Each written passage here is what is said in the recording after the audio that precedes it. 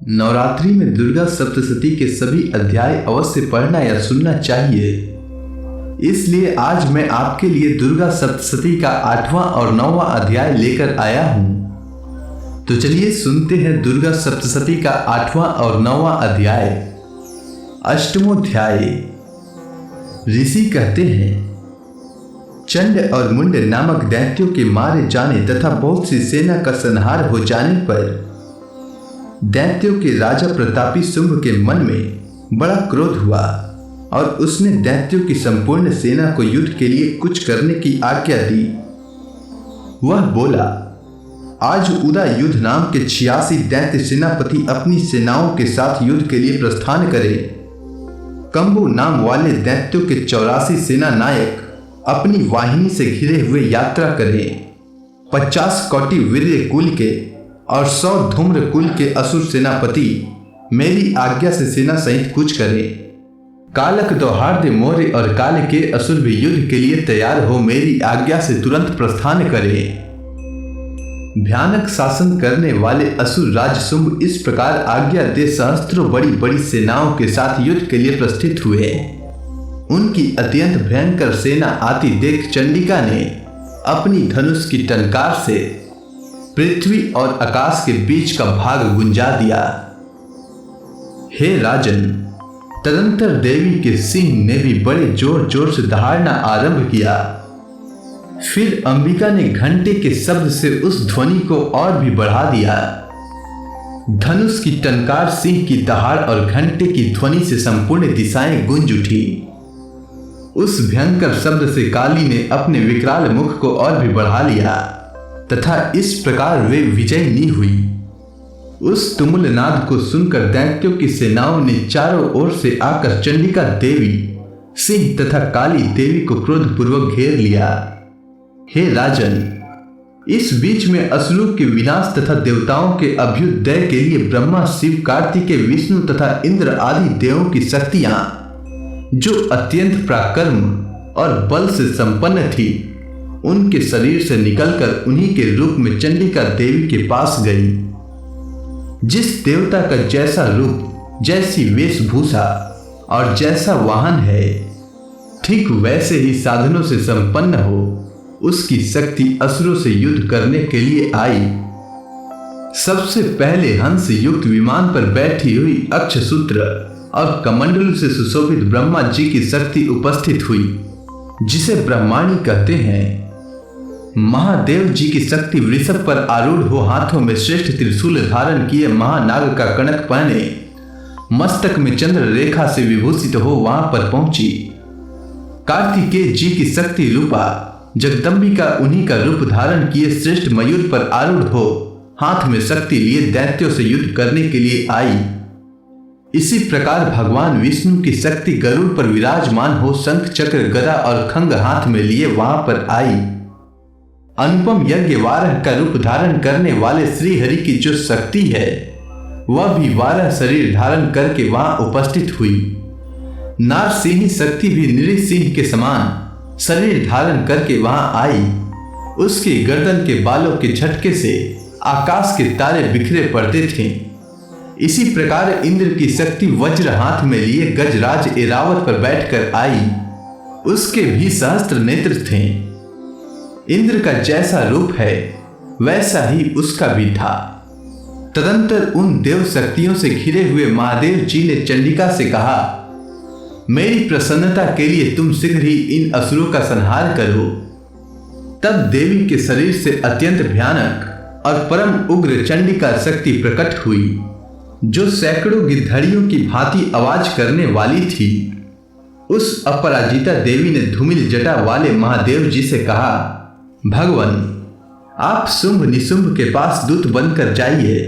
साथ ही उनके अतिरिक्त भी जो दानव युद्ध के लिए वहां उपस्थित हों, उनको भी यह संदेश दीजिए।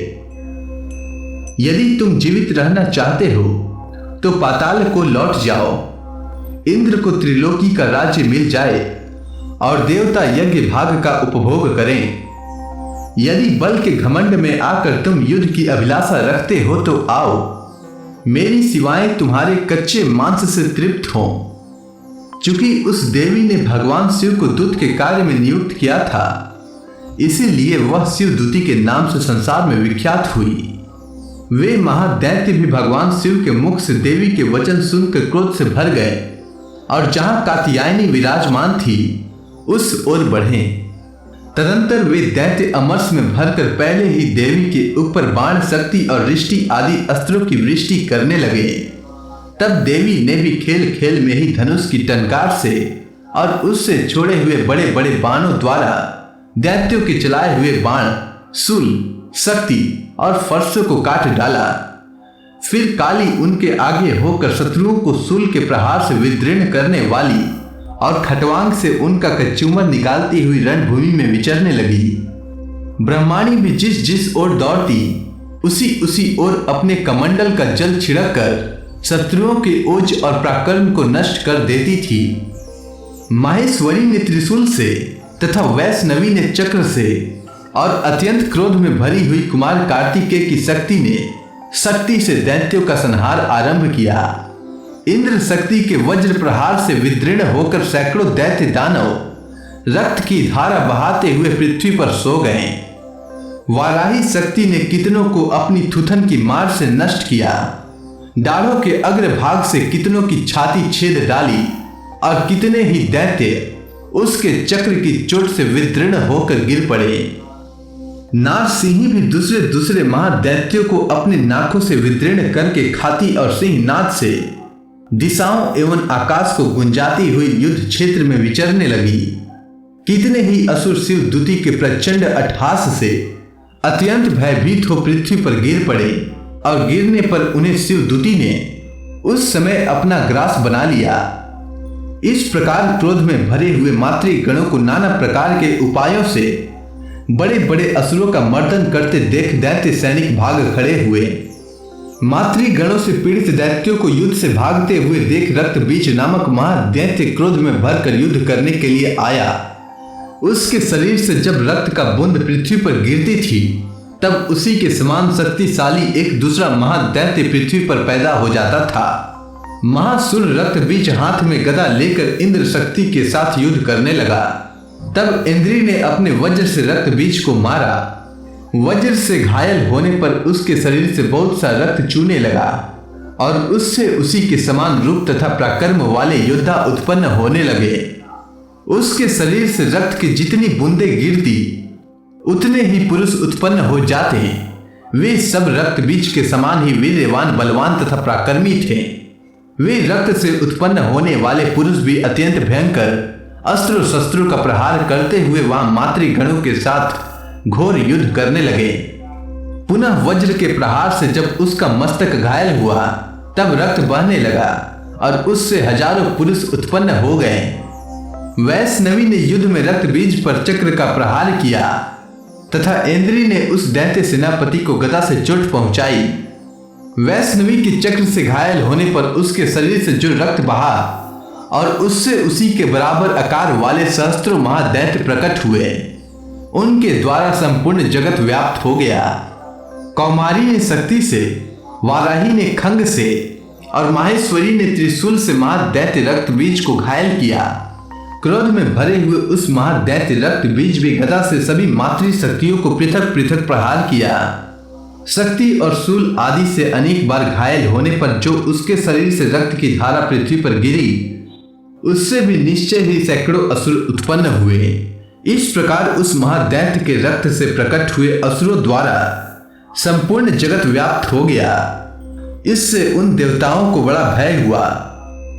देवताओं को उदास देख चंडिका ने काली से शीघ्र पूर्वक कहा, चामुंडे तुम अपनी मुख और भी फैलाओ तथा मेरे शस्त्रपात से गिरने वाले रक्त बिंदुओं और उनसे उत्पन्न होने वाले महादैत्यों को तुम अपने इस उतावले मुख से खा जाओ। इस प्रकार रक्त से उत्पन्न होने वाले महादैत्यों का भक्षण करती हुई तुम रण में विचरती रहो। ऐसा करने से उस दैत्य का सारा रक्त क्षीण हो जाने पर वह स्वयं भी नष्ट हो जाएगा। उन भयंकर दैत्यों को जब तुम खा जाओगी तब दूसरे नए दैत्य उत्पन्न नहीं हो सकेगी। काली से यों कहकर चंडिका देवी ने शूल से रक्त बीज को मारा। और काली ने अपने मुख में उसका रक्त ले लिया। तब उसने वहां चंडिका पर गदा से प्रहार किया, किंतु उस गदापात ने देवी को तनिक भी वेदना नहीं पहुंचाई। रक्त बीज के घायल शरीर से बहुत सा रक्त गिरा, किंतु ज्यों ही वह गिरा त्यों ही चामुंडा ने उसे अपने मुख में ले लिया। रक्त गिरने से काली के मुख में जो महादैत्य उत्पन्न हुए उन्हें भी वह चट कर गई और उसने रक्त बीज का रक्त भी पी लिया। तदंतर देवी ने रक्त बीज को, जिसका रक्त चामुंडा ने पी लिया था, वज्र, बाण, खंग तथा रिष्टि आदि से मार डाला। हे राजन, इस प्रकार सहस्त्रों के समुदाय से आहत एवं रक्तहीन हुआ वह महादैत्य रक्त बीज पृथ्वी पर गिर पड़ा। हे नरेश्वर, इससे देवताओं को अनुपम हर्ष प्राप्ति हुई और मातृगण उन असुरों के रक्तपान के मद से उद्दत सा होकर नृत्य करने लगी। इस प्रकार श्री मार्कंडे पुराण में सावर्णिक मनवंतर की कथा के अंतर्गत देवी महात्म्य में रक्त बीज वध नामक 8वां अध्याय पूर्ण हुआ। श्री दुर्गा सप्तशती का 9वां अध्याय। राजा ने कहा, भगवान, आपने रक्त बीज के वध से संबंध रखने वाला देवी चरित्र का यह अद्भुत महात्म्य मुझे बतलाया। अब रक्त बीज के मारे जाने पर अत्यंत क्रोध में भरे हुए शुंभ और निशुंभ ने जो कर्म किया उसे मैं सुनना चाहता हूं। तब ऋषि कहते हैं, हे राजन, युद्ध में रक्त बीज तथा अन्य दैत्यों के मारे जाने पर शुंभ और निशुंभ के क्रोध की सीमा न रही। अपनी विशाल सेना इस प्रकार मारी जाती देखकर निशुंभ अमरस में भरकर देवी की ओर दौड़ा। उसके साथ असुरों की प्रधान सेना थी। उसके आगे पीछे तथा पार्श्व भाग में बड़े बड़े असुर थे, जो क्रोध से ओठ चबाते हुए देवी को मार डालने के लिए आए। महापराक्रमी शुंभ भी अपनी सेना के साथ मातृगणों से युद्ध करके क्रोधवश चंडिका को मारने के लिए आ पहुंचा। तब देवी के साथ शुंभ और निशुंभ का घोर संग्राम छिड़ गया। वे दोनों दैत्य मेघों की भांति बाणों की भयंकर वृष्टि कर रहे थे। उन दोनों के चलाए हुए बाणों को चंडिका ने अपने बाणों के समूह से तुरंत काट डाला और शस्त्र समूहों की वर्षा करके उन दोनों दैत्यपतियों के अंगों में भी चोट पहुंचाई। निशुंभ ने तीखी तलवार और चमकती हुई ढाल लेकर देवी के श्रेष्ठ वाहन सिंह के मस्तक पर प्रहार किया। अपने वाहन को चोट पहुंचने पर देवी ने शूर्प नामक बाण से निशुंभ की श्रेष्ठ तलवार तुरंत ही काट डाली और उसकी ढाल को भी, जिसमें 8 चांद जड़े थे, खंड खंड कर दिया। ढाल और तलवार के कट जाने पर उस असुर ने शक्ति चलाई, किंतु सामने आने पर देवी के चक्र से उसके भी 2 टुकड़े हो गए। अब तो निशुंभ क्रोध से जल उठा और उस दानव ने देवी को मारने के लिए शूल उठाया, किंतु देवी ने समीप आने पर उसे भी मुक्के से मारकर चूर्ण कर डाला। तब उसने गदा घुमाकर चंडी के ऊपर चलाई, परंतु वह भी देवी के त्रिशूल से कटकर भस्म हो गई। तदंतर दैत्य राज निशुंभ को फरसा हाथ में लेकर आते देख देवी ने बाण समूहों से घायल कर धरती पर सुला दिया। उस भयंकर पराक्रमी भाई निशुंभ के धराशायी हो जाने पर शुंभ को बड़ा क्रोध हुआ और अंबिका का वध करने के लिए वह आगे बढ़ा। रथ पर बैठे बैठे ही उत्तम आयुधों से सुशोभित अपनी बड़ी बड़ी 8 अनुपम भुजाओं से समूचे आकाश को ढककर वह अद्भुत शोभा पाने लगा। उसे आते देख देवी ने शंख बजाया और धनुष की प्रत्यंचा का भी अत्यंत दुस्सह शब्द किया। साथ ही अपने घंटे के शब्द से, जो समस्त दैत्य सैनिकों का तेज नष्ट करने वाला था, संपूर्ण दिशाओं को व्याप्त कर दिया। तदंतर सिंह ने भी अपनी दहाड़ से, जिसे सुनकर बड़े बड़े गजराजों का महान मद दूर हो जाता था, आकाश, पृथ्वी और 10 दिशाओं को गुंजा दिया। फिर काली ने आकाश में उछलकर अपने दोनों हाथों से पृथ्वी पर आघात किया। उससे ऐसा भयंकर शब्द हुआ जिससे पहले के सभी शब्द शांत हो गए। तत्पश्चात शिवदूती ने दैत्यों के लिए अमंगलजनक अट्टहास किया। इन शब्दों को सुनकर समस्त असुर थर्रा उठे, किंतु शुंभ को बड़ा क्रोध हुआ। उस समय देवी ने जब शुंभ को लक्ष्य करके कहा, ओ दुरात्मन, खड़ा रह, खड़ा रह। तभी आकाश में खड़े हुए देवता बोल उठे, जय हो जय हो। शुंभ ने वहां आकर ज्वालाओं से युक्त अत्यंत भयानक शक्ति चलाई। अग्निमय पर्वत के समान आती हुई उस शक्ति को देवी ने बड़े भारी लुके से दूर हटा दिया। उस समय शुंभ के सिंहनाद से तीनों लोक गूंज उठे। राजन, उसकी प्रतिध्वनि से वज्रपात के समान भयानक शब्द हुआ, जिसने अन्य सब शब्दों को जीत लिया। शुंभ के चलाए हुए बाणों को देवी ने और देवी के चलाए हुए बाणों को शुंभ ने अपने बाणों द्वारा सैकड़ों और हजारों टुकड़े कर दिए। तब क्रोध में भरी हुई चंडिका ने शुंभ को शूल से मारा। उसके आघातों से मूर्छित हो वह पृथ्वी पर गिर पड़ा। इतने में ही निशुंभ को चेतना हुई और उसने धनुष हाथ में लेकर बाणों द्वारा देवी काली तथा सिंह को घायल कर डाला। फिर उस दैत्यराज ने 10,000 बाहें बनाकर चक्रों के प्रहार से चंडिका को आच्छादित कर दिया। तब दुर्गम पीड़ा का नाश करने वाली भगवती दुर्गा ने कुपित होकर अपने बाणों से उन चक्रों तथा बाणों को काट दिया। यह देख निशुंभ दैत्य सेना के साथ चंडिका का वध करने के लिए हाथ में गदा लेकर बड़े वेग से दौड़ा। उसके आते ही चंडी ने तीखी धार वाली तलवार से उसकी गदा को शीघ्र ही काट डाला। तब उसने शूल हाथ में ले लिया। देवताओं को पीड़ा देने वाले निशुंभ को शूल हाथ में लिए आते देख चंडिका ने वेग से चलाए हुए अपने शूल से उसकी छाती छेद डाली। शूल से विदीर्ण हो जाने पर उसकी छाती से एक दूसरा महाबली एवं महापराक्रमी पुरुष खड़ी रह कहता हुआ निकला।